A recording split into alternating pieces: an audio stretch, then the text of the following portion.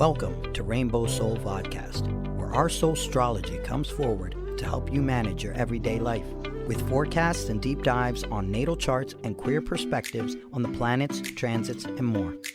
A group discussion about upcoming transits with tips on how to read these transits in your own chart. Hollis offers years of wisdom and natal chart knowledge with Bright Hawk's positive perspective and Lacrosse's inquiry. We offer the complete queer astrology experience.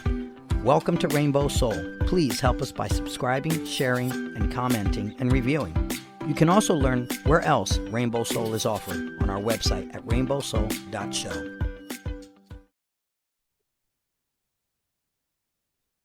Hi everyone, I'm Hollis. I am one of your astrologers here at Rainbow Soul Soulstrology Astrology Forecast.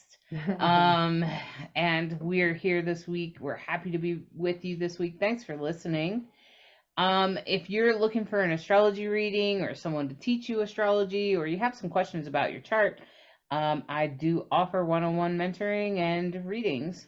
So it's easy. It's super easy at my website, and there's a link in the description. And I hope you have your chart with you today. Someone commented on YouTube and said something about it being too tiny. So I would say print it out. See if you can go to the library and print it out if you don't have a printer, or ask a friend. It's a helpful way. Have your chart printed. Yeah, I find that really helpful. Mm-hmm. Hi there, I'm Bright Hawk, musician, astrologer, author of The Dancing Hippo, a wonderful book that's gender neutral, award-winning, beautiful artistry by Amanda Moore. And you can learn more about that at my website, brighthawkproductions.com. And Hi, I'm Lacrosse Ortiz. I am the creator of the Fool's Journey Color Journal. It's basically color journal just so you can learn tarot, and you can find it on Amazon. You can find me also on Facebook, TikTok, and Instagram. So Fantastic.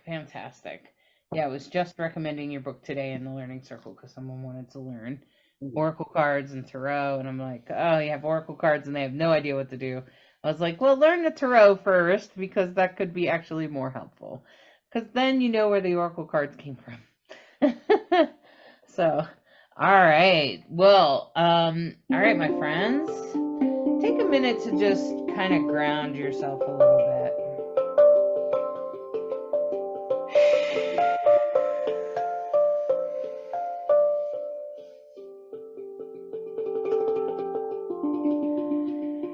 Take a few deep breaths.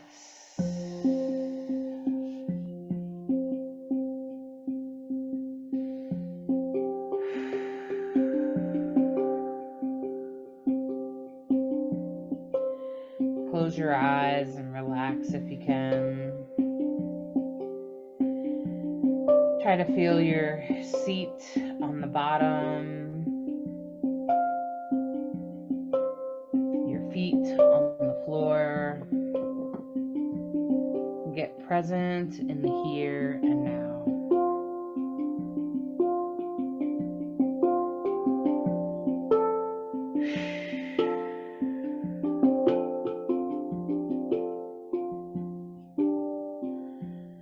And try to just, as you relax in your body, try to just start at the top and just kind of allow the stress to just kind of roll off of you like a banana peel comes off a banana.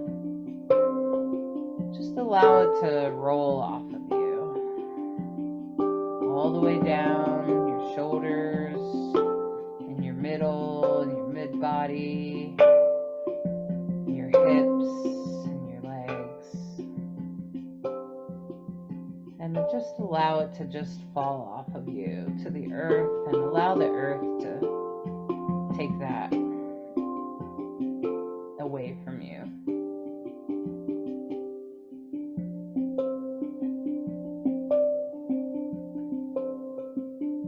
And as you find yourself present in the here and now, sometimes sometimes there's still something we're trying to remember or something we're trying to hold on to. So I just want you to take that little thing that is kind of knocking at your mind, keeps coming up, that you're trying to remember, keep thinking about. You just take that and just kind of ball it up and stick it in a little bubble and set it off to the side. You can come back to it when we're done this. You don't have to let it go.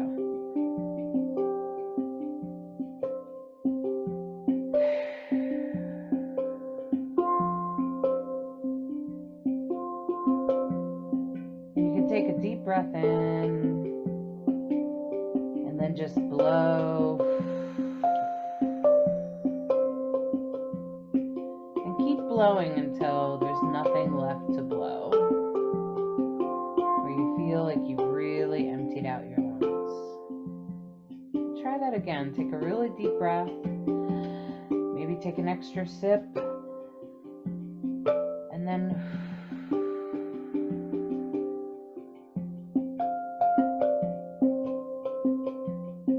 blow it all out, all the way.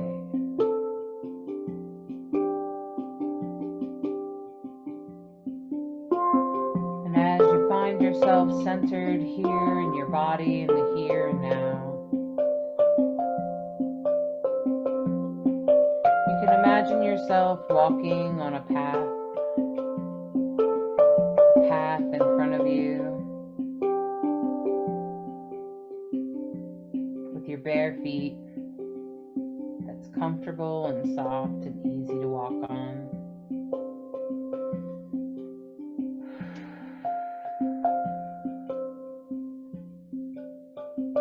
And as you're walking along this path, I want you to know that this path is for you. This path is yours. You have choices along this path, but ultimately it is yours.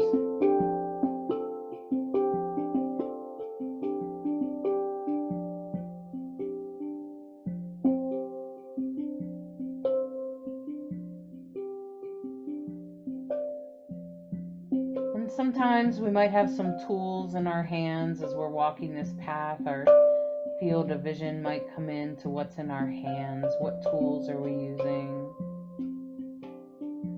And I encourage you to fill your hands with as many metaphysical tools as you can get your hands on. Tarot, pendulums, runes, astrology charts, oracles,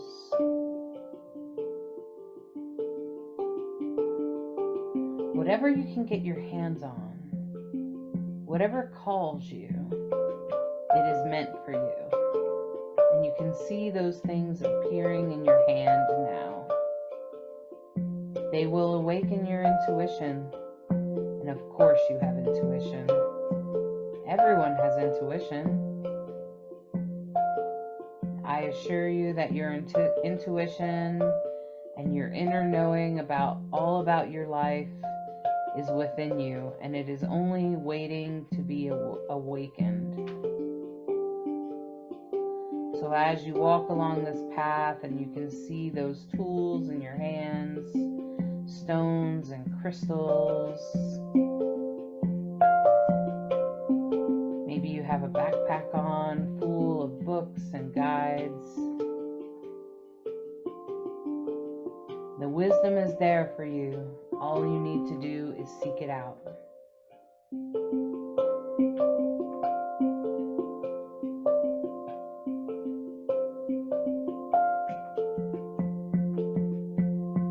These tools will give you comfort and will be your companions along the path, no matter how easy or hard this path gets.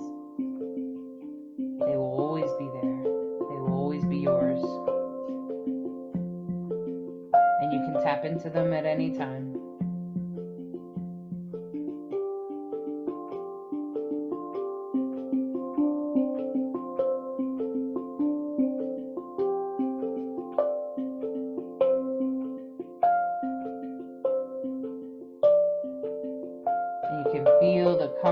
start of your feet as your path. As you come to a crossroads, you're going to take a pause here, turn around and look at where you've come. All of your footprints are there behind you. And follow your intuition into the path that is meant for you.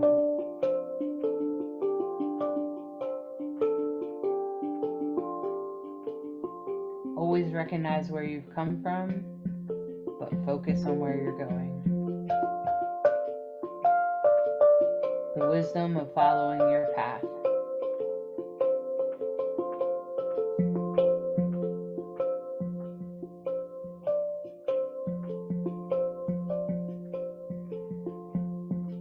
And the path goes on for your entire life.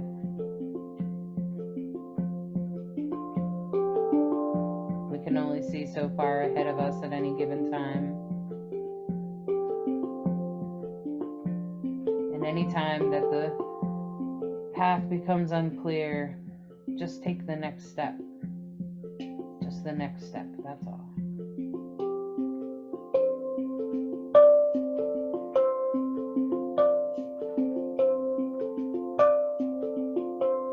And as your vision fades and you come back into your body, into the here and now.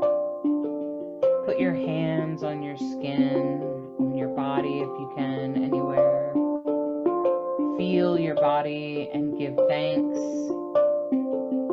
for all that your body does to carry you through, to carry you forward. Just give a little gratitude and maybe give yourself an extra little hug.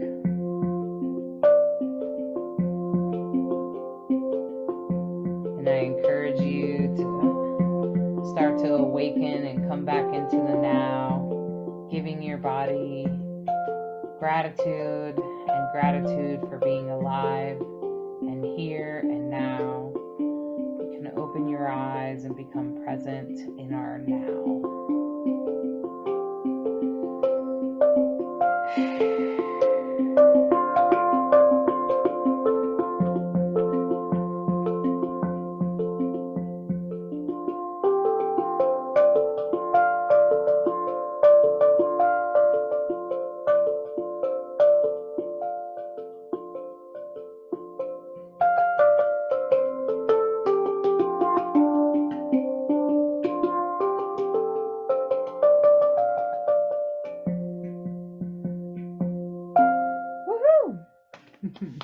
Good job, Bright Hawk. We appreciate you. Well, thank you. We appreciate your guided journey. All right, my friends. I'm so glad that you're here and that you're choosing this to be one of your tools in going on your path, because there's a lot of different tools out there, I assure you. There seems to be an unlimited amount of tools available to all of us at all times, especially with the internet. I kind of wish I had the internet when I was like 20 and trying to figure things out. Yeah. Can you imagine that? The resources would have been unlimited. Yeah, I wouldn't have had to do so much. Very different. Yeah, it would have been a very different experience. And so that's when I always think about the generation that's like, that's like 20 right now, and people that don't really know what it was like before the internet. And how they must be so different. Their perspective must be so different. And probably completely different experience, I would imagine. Because I know my life has changed a lot around the internet. That's for sure. Yeah, it's definitely been a... So, all right, friends. All right, so I'm going to share this week's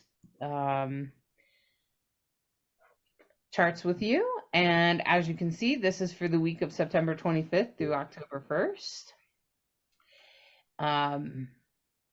Oh, it's about time that I start changing the background. We're going to move out of summer, bright orange and yellow. I'm going to have to start moving it into some browns.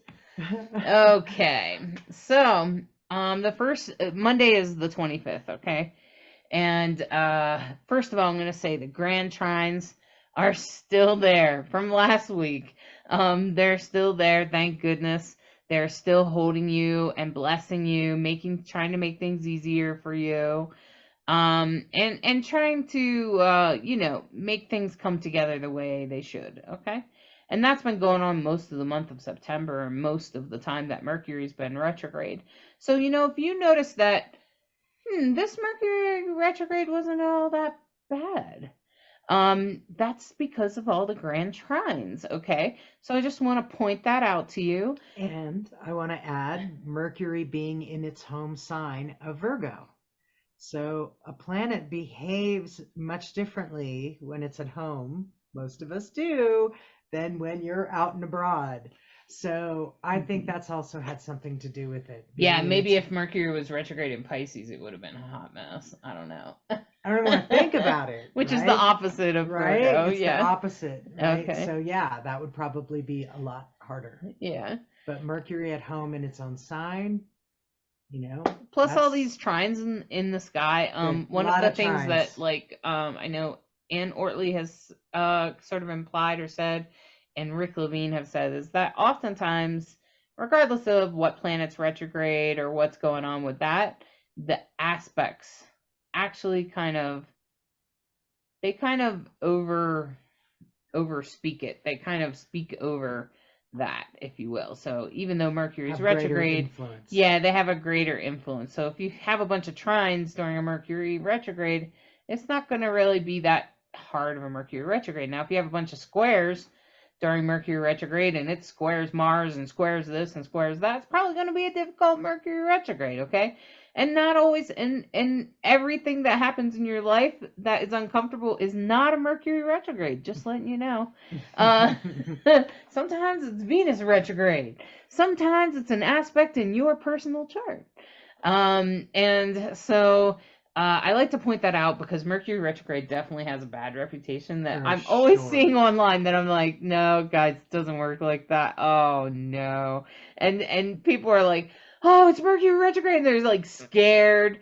I'm just going to say, go look on my YouTube channel. There's another video that Brighthawk and I did where we're talking about Mercury retrograde and all the myths and misconceptions about it. Okay? And Mercury now is direct. It's now direct and coming out of its shadow. 18 degrees, and it went retrograde, I think, at 20 degrees. So it's almost out of its shadow period. So, and yeah. So anything that that didn't get, finished up will be finished up now. And, there are, I did notice that there's a little bit of a T-square pointing at Vesta on this day. So we got the grand trines. We also have a T-square pointing at Vesta in Cancer. And that's pretty much about your spiritual home or anything like that. So if you're finding yourself questioning or changing, especially with Neptune and the sun involved, changing your spiritual dedication, that will have an influence on that. The T-square could even make it so that one person thinks you should do this, and one person thinks you should definitely decorate for Halloween now, and the other person's like, it's not Halloween for several more weeks, right? Or whatever. Could be a little bit of a challenge going on with that. But for the most part, it's a pretty easy week, especially around relationships should come together fairly easily because Juno and Venus are conjunct, and Venus is way out of her shadow. She's headed forward, and she's with Juno, which is about commitments and love and things like that. So, and it's trining Chiron. So that means maybe you've healed some wounds or are healing wounds. So if there's something good about relationships going on right now, pay attention. Those are gifts, and they're probably about your healing. It's also sextiling the South Node and Zeus and Mars. So Mars is about action. Zeus is really about leadership and guidance and which way you're going. And the South Node is about where you came from. So past lives. But it can also, when in this kind of aspect, it could be like, okay, now you've righted your karma, your past life karma, you've righted your karma and you've made it right. So you've kind of like changed your karmic path or whatever. Now, the part of fortune is opposite of the sun right now. And that opposition could feel a little bit it could feel a little bit hard, but it's just about the part of fortune is also conjunct Neptune. So you might be under some sort of illusion about what comes next. Okay? Especially about where you're going, something about your path. There could be some sort of an illusion. Could be kind of like trying to look through water because Neptune's is in Pisces, which is like trying to look through water. And then the part of fortune is in Aries. So it's like ready to go. So it could be very much be like that. Okay, ready to okay. And so that's the part of fortune, especially in relation to wherever you're headed and what feels fortunate to you. So some things might be a little challenging to get to happen at this point, but mostly it's a grand trine overwhelming it. But those are there, and Jupiter is trining Mercury, so hopefully you'll be able to talk it out no matter what. Make sure you speak your intentions, speak where you want to go. That will help a lot with the Jupiter retrograde trining Mercury. It will really help a lot with where you're going. Great. Well, the moon is in Aquarius, and the moon loves being in Aquarius because Aquarius is very sensitive, and so is the moon. And the Aquarius is also very perceptive, and so is the moon. So it's well matched. Aquarius moon is the logical with the humanitarian. Aquarius moon is about the we. It's about community. It's about what's for the greatest good of all. What makes the most sense for all of us. And so in that regard, it's a real humanitarian. It's very tolerant and creative sign, Aquarius moon. Aquarius challenge side of Aquarius moon is unpredictable. Aquarians can be contrarians sometimes. They, for the sake of being a contrarian, aloof sometimes, sometimes fixed in their opinions. They can be very opinionated and sometimes tactless, But the good part about Aquarius moon is that the moon is really happy there. And remember, Aquarius is ruled by Uranus. And so the moon is answering to Uranus, and Uranus is retrograde in Taurus. The moon is in a square to Jupiter, and then you can see right after that it's going to square Uranus. So there's that conversation, but that conversation isn't as actually, the square is going to make it a little bit of a challenge, even though you would think that they would get on better, but Uranus is in Taurus, so Taurus is conservative. Yeah. Taurus is conservative. And Aquarius hates that. And I don't mean just politically. I just mean like Aquarius doesn't like to be hemmed in, bound in, right? And when you think of Taurus, sometimes I think of the bull has to be in a pen, right? You have to do it this way. Keep bounded, in a certain way. So those energies don't feel like that's real comfortable. And that'll play out over a couple of days. You'd almost think that the opposite of Taurus would be Aquarius, but it's actually not. The opposite of Taurus is Scorpio, which is like, right? I'm talking about opposites, and that like Scorpio is like anyone that has strong Scorpio placements is going to be like change, and the Taurus is going to be like, do I have to change? Okay, and so that's kind of like the opposite feeling that you have. But Aquarius, Scorpio is going to keep their cards close to the vest, and a Taurus is just going to just plow on through. And Aquarius is usually a little bit more out of the box. They like to do things that are very revolutionary. Yeah, because of Uranus is their ruler, and Uranus is the weird planet. So Aquarius it has to be different, you know. Wow, didn't see that coming. You know, Right. that's the meme for Uranus. So Pretty much. yeah, so Aquarius ruled by Uranus, and then the next day it'll be squaring Jupiter, and then it'll be squaring Uranus. So that's a little bit of a tension spot. But I would Do you lean think when into the it's Grand Trine do you for think when sure. it squares Uranus that also Uranus answers to the moon? Like that's sometimes what they talk about. The moon is answering to Uranus because the moon is Uh in Aquarius in its okay. sign. So when whatever sign the moon is in, whoever's the ruler of that sign, that's usually who the moon is answering to. Ah, okay. Okay, I see. So that would be Venus in Hmm. this instance. Yeah. Venus is up in Leo. Okay. So then so on Tuesday, so all of the signs have a ruler, a ruling planet, okay? So you should just know that. Um and it's hard to, learn them, but you can easily get a cheat sheet if you want to know. If you want to try to master that. But I just want to let you know that it does play a part. It can kind of tell you a story when you read the chart. Like, you can kind of tell a story with it. It can kind of, depending on what house the planet is in, it can kind of give you the theme and help you make connections in a chart if you're reading your chart. Okay. Now, on this is the 26th on Tuesday, and there's a mystic rectangle in the sky, so I'm just going to say that is a beautiful day. There's Yeah. still Grand Trine, and the Grand Trine is actually a little bit more perfected on this day. Also, because the moon is involved, it will just enhance it.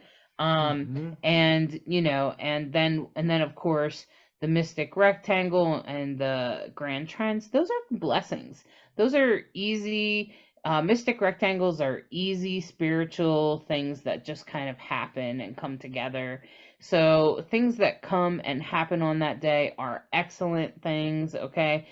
Things that come together on that day, I would be paying attention, because those might have something to do with your spiritual path, actually. And with Vesta, the only challenging aspect is Vesta squaring Mars. Sorry, Vesta squaring Pallas Athena. And so if Vesta is squaring Pallas Athena, that's really much about spirituality and your strategy. So, like if you make a mistake, if you're a psychic or you're a spiritual person and something doesn't quite turn out the way you thought it would, just pay attention to what you did, how you rectify that issue, how you overcome the problem, because that actually is probably the answer. So you'll have the answer to your problem right in front of you. They'll both, the problem might be there, but the answer will also be there. That's what I'm saying. Okay? And so it's actually not a bad thing with Vesta squaring Pallas Athena. You just might need to look a little closer, okay? Especially if you're like psychic and you're trying to figure out how to do readings for other people, or you're or you're trying to look at your own chart. You're trying to do, because I recommend that if you want to really master astrology, try to look at your chart every day just for a few minutes, along with the transits. So you want to pay attention to where the planets are in relation to your chart every day.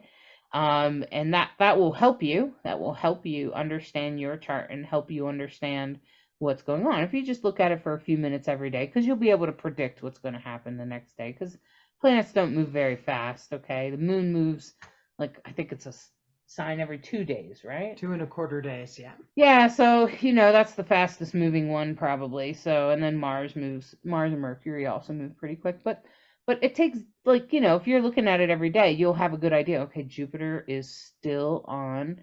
Okay, like you'll have, see how yeah, and slow yeah, Pluto right. crawls. Pluto is like I'm the like, slowest move moving planet. So, on. and you'll also realize how the moon affects you and stuff like that. And if you keep a little journal, you'll really be able to keep track. Okay, so it's a really great way to really master astrology, is to look at your transits every day. Okay, and you can look at that for free on astro.com or astro-charts.com. Okay.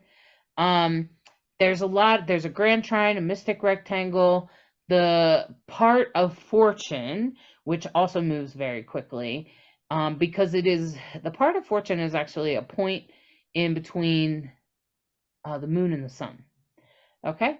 And so it's like a special point that's constantly calculated. So it's not actually a planet, it's like a point of fortune. Okay.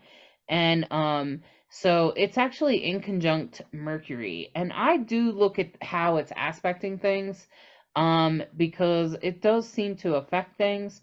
And here it's in Aries on this day, on the 26th. And it's so wherever Aries is, so wherever Aries is in your chart, you could experience a little fortune, but you might have a little bit of challenge either talking about it or communicating with it, or it could be technology or something like that, since Mercury rules technology. And Lilith is also there, so you might have to ask for help, okay? Because Lilith is retrograde, and she represents independence and strength, so you might need to ask for help, okay? So if you're having a hard time with something you're trying to do, something new, don't be afraid to ask for help. It's good to ask for help. And the good thing that I noticed was that Pluto and Neptune are sextiles. So this is going to be a particularly good day for anyone doing psychic readings, that especially if you have a strong Neptune placement and you know that you're a Neptune psychic. If you don't know, you can come see me and I'll help you figure out how to do that. But how to figure out if you're a Neptune psychic or a moon psychic or a mixture of the two. But if you have a strong Neptune placement, or you're a medium, or you're dealing with death, endings, power, or control, and your vision to it, there's a sextile going on. So that sextile is going to it's going to really help reveal anything that has been an illusion, and help you sort of open the door to the next step. Whatever is going on, it's going to open the door. It's going to push you through to the next piece. Okay, and that's Pluto and Neptune sextile. They're sextiling. So a sextile is an aspect that essentially means that the two planets in the sextile are they drop all their differences and they meet on the things that are alike. And the thing about Neptune and Pluto is that the thing that they're alike about is the other side, other dimensions, spirit world, the vision world. That's where they come together. And that's what makes me think this is going to be a very strong psychic day, because it's also the mystic rectangle. Big time mystic so rectangle. it's like, and where's the moon at? Well, the moon is void. It's conjunct Saturn. So it's part of that mystic rectangle, and it's opposite Juno and Venus. Juno and Venus have been hanging out, traveling together. And so what that means is Juno's all about, what are you loyal to? Where do your loyalties lie? Juno is queen of heaven, and she was the wife of Jupiter, and she was very, very loyal, even though Jupiter was a little bit of a philanderer. So Juno and Venus traveling together is about what relationships are you loyal to, and it's in Leo, so what leaders might you be loyal to as well. And so And they're exactly conjunct on this day. They're both at 20 degrees. Right, yeah. Exactly. And then, you throw in the North Node, which is obviously going to also have the South Node there. Very powerful part of that mystic rectangle. Quite a little party. And so, yeah, it's a blessed day, I would say. Yeah, and the moon is also psychic, right? So the moon's in Aquarius and then in Pisces, and Right. both of those signs are like, because Aquarius is fairly metaphysical usually. Most Aquariuses I know are actually metaphysical people. They just are Very sensitive. Yeah, very they're usually perceptive. very sensitive and perceptive in that way. Mhm. And then on top of that, so is Pisces. So almost every Pisces person I know is also metaphysical, spiritual. And so when the moon moves out of Aquarius into Pisces that day, because I think it would have moved just a little bit later that day. Correct. On the 26th, it will be conjunct Saturn. So I don't think that there will be that many restrictions. I think that you might be able to hold your emotions back better. Hmm. And be able to manage your emotions better to be a better psychic. Because if you're doing psychic readings for other people, the trick is getting your own emotions out of the way. Boom. That's the trick. Yeah. So, all right. So the 27th, the part of fortune and the north node are, if you take a look at them, they become, the part of fortune is, of course, what we see as fortunate and what feels good. And the north node is our destiny. Okay. And they're together and they're at the tip of a kite. And I notice when whatever's at the tip of a kite is kind of pulling the kite, it's kind of pulling your flight a little bit better, making things a little bit easier. And this will have a lot to do with your higher knowledge, your spirituality, especially anything that you've learned. If you've been learning something and you've mastered it, Saturn in Pisces is about rebuilding yourself and figuring out who you are. And a kite always involves a grand trine, and the grand trine, the bottom of the kite is actually Ceres in Scorpio. So I'm wondering if you've been taking care of yourself, you've been managing yourself really good, you're gonna really feel like you can take off on this day, okay? Like you can really get something done. And this is the 27th.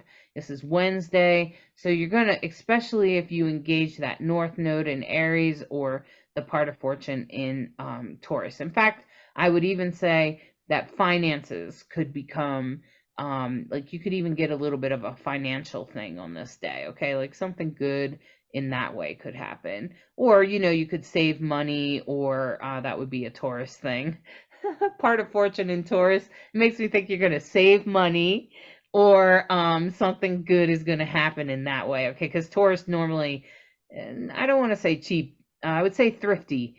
That they want to get a good deal, if you will. They don't want to overpay for something, and who does? But Taurus is particularly pay attention to that. And with the part of fortune on there, it almost makes me feel like you're going to get a good deal on something. Okay. Mm. And then Jupiter is also trining Mercury. So talking about things, saying what you really want, speaking what you need, speaking what you're hoping for is a good way to get it. And so I'm also going to include that. And then of course, the only real challenging thing is that Uranus may square Venus and Juno. Venus and Juno are still conjunct in the sky in Leo, so they're all about nobility and things like that. But there might be some sort of challenge that has to do with the old way of doing things or a more conservative perspective. And so if you're feeling that, just try to recognize what still needs to be done and the wisdom of doing things the same way over a long period of time, and how we all learn things over time. But in the end, usually we have to head towards change. And Venus and Juno are really that's really about relationships, and it just, and Venus rules Taurus. So Uranus answers to Venus. So it just makes me think a lot about like relationships and stuff. But look and see where Taurus is in your chart. Then you're going to want to be paying attention to that. Well, the moon has moved into Pisces. And so, of course, Pisces is ruled by Neptune, and it's about the next day it'll pass over Neptune, conjunct Neptune in Pisces. Neptune is in its rulership, so that's a very pleasant conversation. Moon in Pisces is very natural. I just think of the moon on the water, it's natural, it's innate, it has deep understanding. It's compassionate, it's sensitive, it's loving, it's loyal, it's creative. Moon in Pisces, yeah, they can be indecisive. They can get discontented. Moon in Pisces can sometimes, they don't know what they want, they get vague, they get confused sometimes. And sometimes Pisces can be secretive. So, there's a whole spectrum. But again, for readers, I would say this is a great placement because, Pisces, I just think sensitive, innate, um, things like that. And so the other thing that's really a big positive, in addition to that Jupiter trine Mercury, you have Jupiter, the moon trining sextiling Jupiter. So those are both very positive aspects. Mm-hmm. Mm-hmm. Yeah, and I'm thinking about readers because, Neptune and Pluto are still sextile, and now the moon is kind of in the middle of it all. So I would just say that, this is probably a good week for readings, especially if you took Monday to take care of yourself and did your readings Tuesday on. That would be this is a great plan for you this week. Or just be a little bit more aware on Monday, and then the rest of the week you'll find probably ease with the moon in Pisces. That's going to enhance psychic abilities, and with that sextile with Pluto and Neptune still going on, they're going to have a good time of it. So it will be a good week for psychic readings. On the 28th, which is Thursday, the part of Fortune will meet up with Jupiter, and sort of be it's mostly conjunct Jupiter on this day, okay? And it's trining at the same time, because so is Jupiter, trining Mercury and Lilith, okay? Which means talk about it, which means speak your truth, speak it out loud. If you speak what you want, you will get it. If you don't, you won't. That's Jupiter retrograde, okay? Jupiter retrograde, that's sort of how it works anyway. If you don't vision what you really want, if you don't see what really is going to happen, then you may not be rewarded with that, okay? If you work on the vision and seeing it and speaking it, you're more likely to be rewarded. So if you ask for help, you're more likely to get the help and get done what you need to get done. Okay, that's pretty much what's happening on this day. Now, Juno and Venus are sextiling the South Node on this day. And it's a strong sextile. And I think that that's going to be about relationships and past lives. And there could be some things that are coming from your past life that you've overcome, that you've mastered. Cool. Well, the 28th is the big day of the week. It's the full moon. It'll happen later when, of course, the moon is opposite, the sun and moon are opposite each other in the sky. So the sun is currently at 5 degrees Libra. So when the moon reaches 5 degrees Aries, we have perfection in terms of a full moon. So, of course, when the full moon goes into Aries, Aries is ruled by Mars. And Mars is currently in Libra as well, with the sun in that little party going on in Libra. There's a big stellium in Libra, which means 3 or more planets in one sign and house. So the full moon, the full moon will be in Aries, and there is a yod that has kind of been going on for quite a long time, and a yod member is a finger of God. It's quincunxes between Pluto, Neptune, and now the top of it. It says it's supposed to be Lilith, but that looks like it really should be Venus, shouldn't it? Where it's pointing degrees. To? Yeah, it says 14 Lilith, but anyway, there's been a yod that's been going on for quite a bit, and with the moon conjuncting Neptune, it'll join that finger of God. Yeah, there we go. Okay, and with a full moon in Aries there, it's at 5 degrees, you said, but I assume... And I guess I should tell you what the moon in Aries means. Yeah. So the moon in Aries, we think of the moon as being cool, right? It's a water element. When we think of Aries, it's the first sign of the zodiac. It is fire, it is action. So when you put cool and hot together, you end up with a very nervous temperament. And so there's a brilliant sharpness kind of thing. But basically, Aries moon is very energetic and enterprising and optimistic and go, go, go and open to change, idealistic. Let's get this done. And on the challenge side, you can hear the impulsivity of Aries moon. There's an opinionated, domineering, can be a bit of a bully sometimes, can be impatient, can be vain. These are all Mars Aries traits. So, yeah, when I think of a moon in Aries, I think of a little bit of a nervous temperament, not the easiest placement. And so it can suddenly, things can feel a little on the touchy side.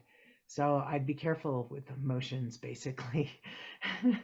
Could be great, but I would say that it is a little bit in a challenging sign for it. I was thinking that it would, that night and that day, it would be conjunct eventually with Chiron and the North Node. Yep. So therefore, your destiny and where you're trying to go could be a little bit of nervous temperament about that. And then also with Chiron, can be a little bit about like your wounds, Is it all your gonna own work out? personal A little wounds, nervousness about it. yeah, so there might be some nervousness about what you're doing or what you're up to. So whenever that kind of energy pops up for me, I try to remind myself of this too shall pass. This too shall pass. Nothing lasts forever. It may just be a day, it may be a day or two, but it won't last forever. Yeah, exactly. And and then this is Friday. Now on Friday, finally Venus and Juno will come into a perfect square with Uranus. And this square is really about relationships, okay? Especially relationships related to whatever house your Taurus is in, okay? So it could make relationships challenging. There could be just something you have to overcome. Maybe you have to talk about something, you have to do something. There is some sort of if someone takes the lead, it would be better with Zeus there. So if there's one of you that normally takes the lead, just take the lead on it, okay? Just do it. That's because Zeus is the leader, and so is Leo. Leo also represents leadership, and especially noble leadership. So take the high road, and it will be more easily solved, because remember, squares are always solvable. It's just a matter. It's just a challenge you have to overcome.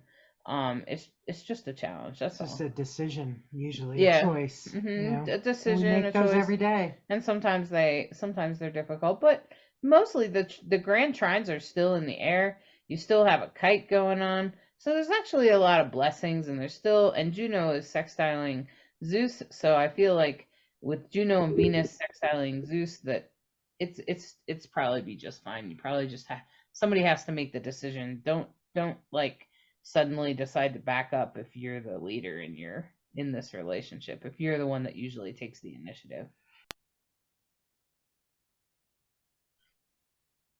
So the moon is in Aries, which is ruled by Mars, which is opposite side of the chart. So it's kind of like having a conversation shouting, it's just, that's a little bit what I see there, is like the moon is answering to Mars, but it's 180 degrees opposite side of the chart. So that feels a little challenging. It doesn't feel like a comfortable moon in Aries any way you slice it. It's going to light up Chiron and the North Node, and you already talked about that. So yeah, there we have it. Yeah, I imagine it's going to bring some anxiety and things like that up. So if you've got some anxiety or something, try to do some extra meditation practices or yoga or something like that. Good idea. Take some extra self-care time to help manage your anxiety. Nature walk. Yeah, take a walk in nature or something on Friday. Okay? Yeah, that's a good idea. Yeah. And Saturday too. Like, Friday into Saturday, those 2 days, because that's gonna be the full moon. Because yeah, there's the opposition right there on Saturday that you were just talking about. Yeah. And because it pretty much so Saturday will probably be even fuller, and maybe even Saturday night, so whenever you can fit in a nice walk. Now Uranus is going to trine Mercury, which is actually really great, so you probably should be pretty good about communicating and the internet and things like that, especially things that are revolutionary or out of the box, um, or things that will help you get on your path, change your path, adjust your path, anything like that that's going on. That's going to be Uranus trine Mercury. It's going to be a little bit easier that day. Being able to communicate about it will be a great gift. Now, the North Node, the Moon and Chiron, okay, are trining Venus and Juno, okay, which is also happens to be squaring Jupiter. So just make sure that you're speaking what you really want. Again, even if it's something new, something fresh, even if you're in a new or fresh relationship, something different, okay? Because Aries tends to be cardinal, it tends to be fresh and new, okay? And so if it's trining Venus and Juno, so that's relationships and love and physical things too, like material things, okay? But they are squaring Jupiter in Taurus, which rules these things, okay? Which rules Venus, and Venus rules Taurus. And so with Jupiter in there and squaring it, and Jupiter is kind of holding back and not being as generous as Jupiter normally is, but it's still being generous, but you just have to kind of ask for it. That's all. You just have to ask for it. Jupiter's making sure you didn't forget how to ask for things, okay? So just try to speak your truth and be straight up honest about things. So Yeah, I think that's a really good idea. mm-hmm. Yeah. All right. Especially with, that trine to Venus who values honesty. Yeah. Right. Exactly. And so it's mostly a pretty good day. The trines are still happening. There's a lot of trines in the sky and some oppositions, but I don't feel like it's incredibly hard or anything. It's not. These are just little challenges that we're talking about here. So it's kind of a mixed week. It's not super hard, not super easy, but we've had a great break for most of the month of September. So now challenges are going to come back up. If it was too easy all the time, you'd get bored. Okay, trust me, you'd get bored. Um, and so on this day, which is October 1st, the North Node and the North Node is trining uh, Venus, and that's a really blessing. If you've made some decisions about beauty, about things you bought, about relationships, about love, on this day, you're going to really feel it. Maybe you tell your partner that you love them just that more. Maybe you give them an extra hug, or tell them that you really love them, or you say thank you to your best friend, or even to your neighbor because they checked up on you, okay? Or give yourself some self-love. How about that? Those kinds of things, right on point. You need to make sure you tap into that trine. It will help you tap into the trine more. Jupiter is still squaring Venus, so you still have to ask for what you want.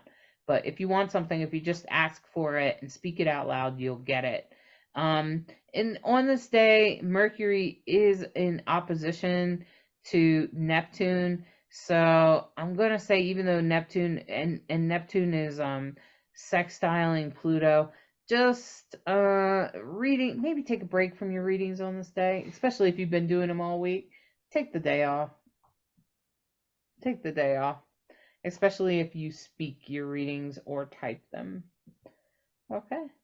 Well, the theme is affectionate. Take time to be affectionate because you have the moon in Taurus, and moon in Taurus loves to be there, loves to be affectionate, loves to be creative and appreciate the fine things in life and be artistic and very warm and moon in Taurus. Taurus can be very determined, it's very trustworthy. I think I said that. On the challenge side of a moon in Taurus, there's the obstinance, there's the possessiveness, the rigidity, the, overly cautious, hard to get them to move. But once a Taurus does decide, get out of their way, because now it's go.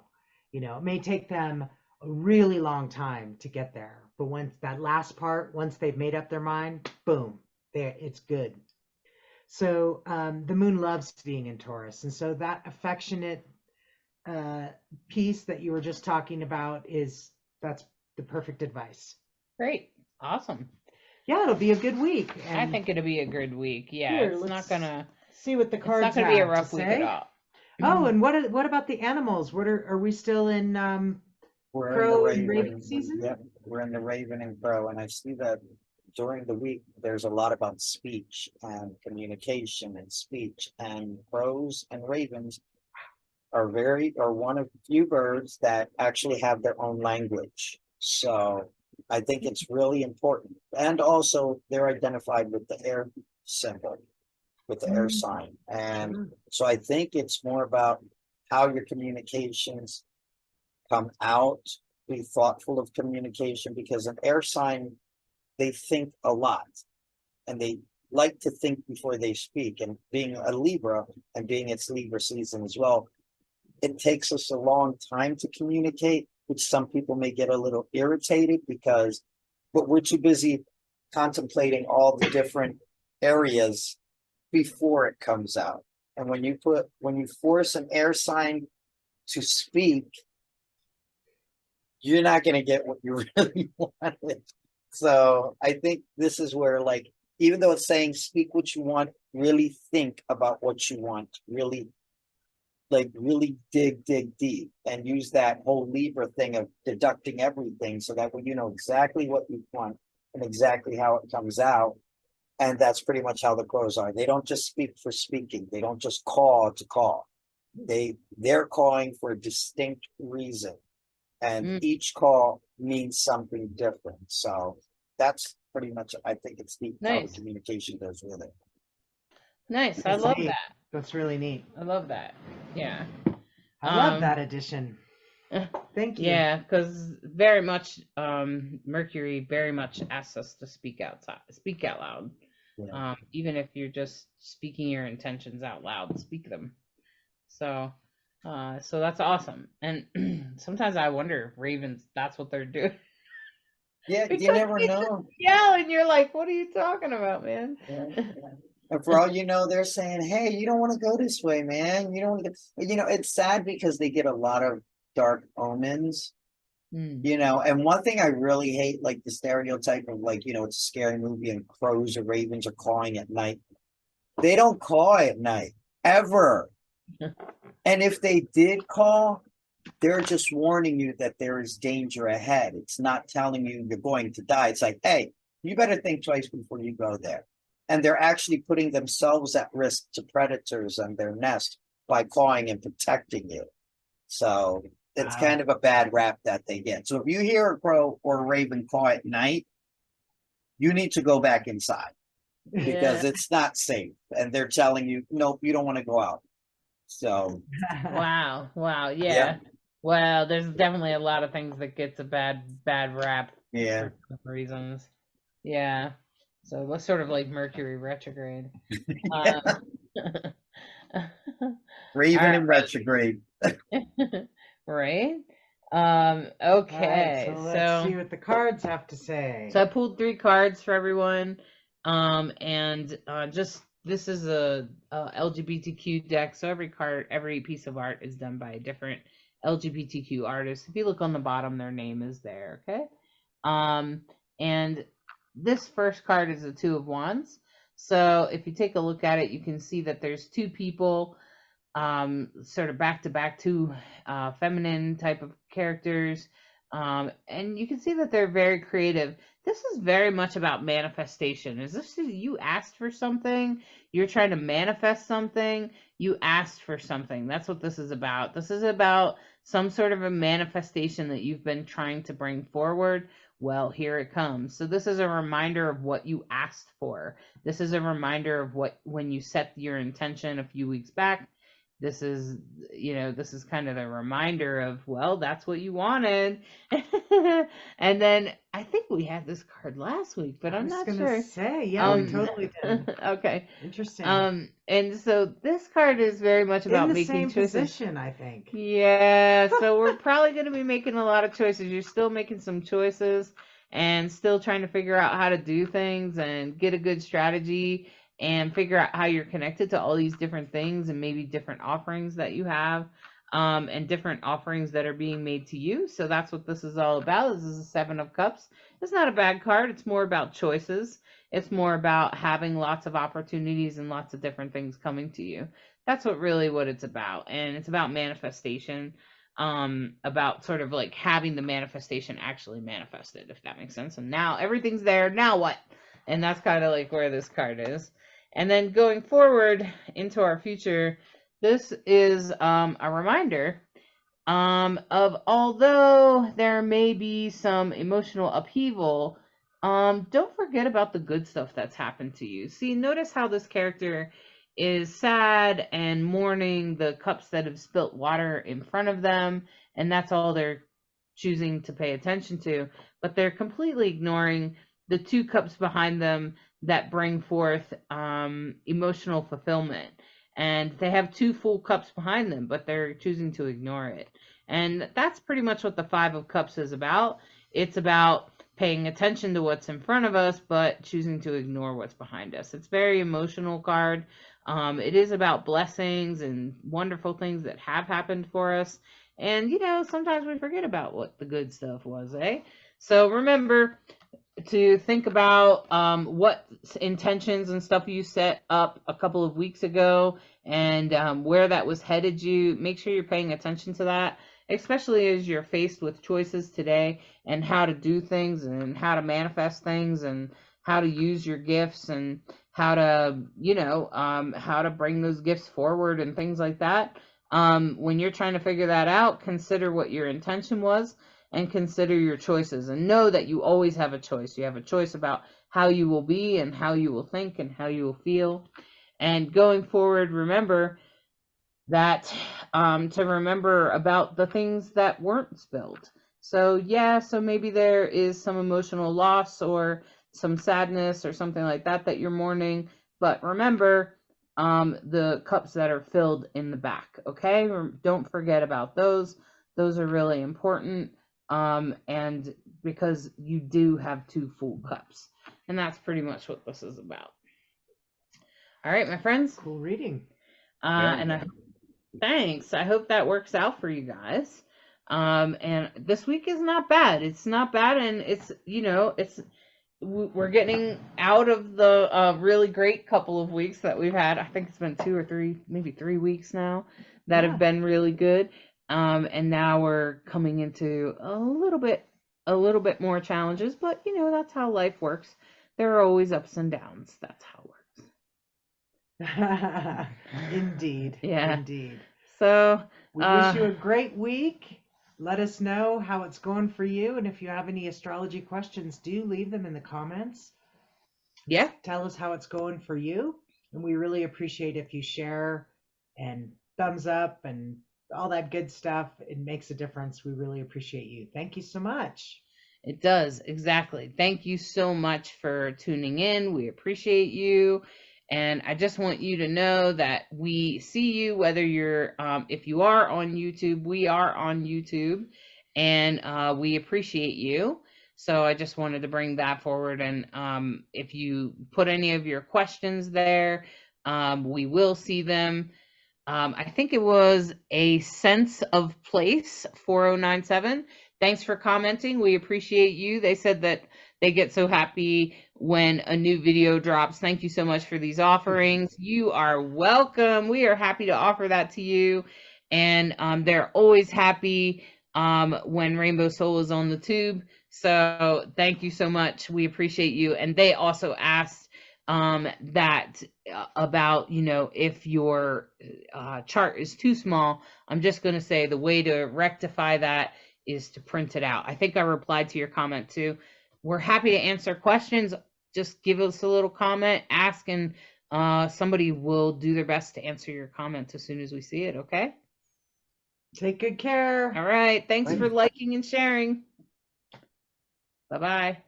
Thank you for listening to this week's Soulstrology and subscribing, liking, sharing, and reviewing.